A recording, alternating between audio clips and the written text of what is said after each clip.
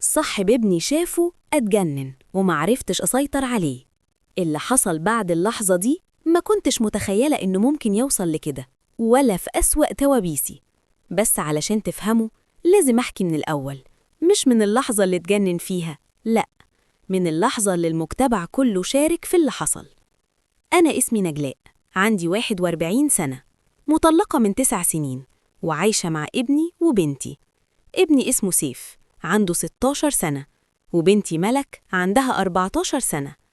ومن أول ما اتولدوا وأنا بحاول أربيهم صح زي ما الناس بتقول، بس كلمة صح دي في مجتمعنا مشكلة لوحدها.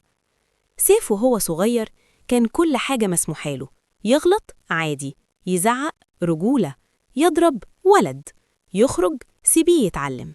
ملك لأ، البنت عيب، البنت غلط، البنت لازم تهدى، البنت لازم تطاطي. كبروا، وسيف كبر وهو حاسس إنه محور الكون، وإن اللي قدامه يا تمشي على مزاجه يا تبقى غلطانة. وملك كبرت وهي بتتأسف حتى وهي مظلومة. أنا كنت شايفة بس كنت ساكتة، يمكن علشان أنا كمان اتربيت كده. لحد ما سيف دخل ثانوية وبقى ليه صحبة، وأقربهم كان مازن. مازن كان دايما في بيتنا، ضحك هزار قعدة، وأنا كنت مطمنة، ده صاحب ابني. بس اللي ما كنتش واخدة بالي منه إن مازن اتربى زي سيف، يمكن أسوأ. ولد ومحدش قاله لأ ولا مرة. في يوم كنت واقفة في المطبخ وسمعت صوت عالي، مش خناقة، صوت انفعال، صوت حد فقد السيطرة. خرجت جري، لقيت مازن واقف قدام ملك وعينيه حمرة وإيده مرفوعة، وصاحبي شافه اتجنن ومعرفتش أسيطر عليه. مش علشان حاجة كبيرة ولا علشان مصيبة، علشان ملك قالت له لو سمحت ما تعليش صوتك.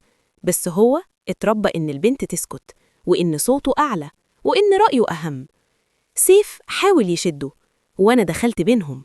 وقتها مازن فاق وكأنه مش فاكر هو عمل إيه.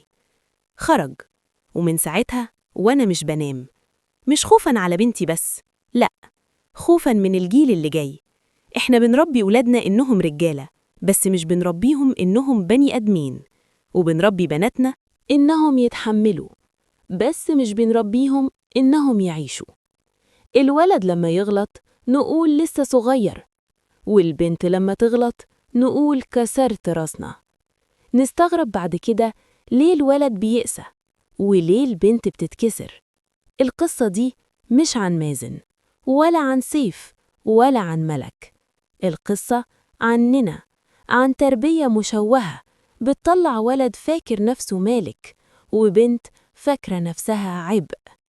أنا مش بحكي علشان أهاجم ولا أتهم ولا أزايد، أنا بحكي علشان اللحظة اللي اتجنن فيها مازن ما كانتش فجأة، دي كانت نتيجة سنين من سيبوا ده ولد واسكتي دي بنت.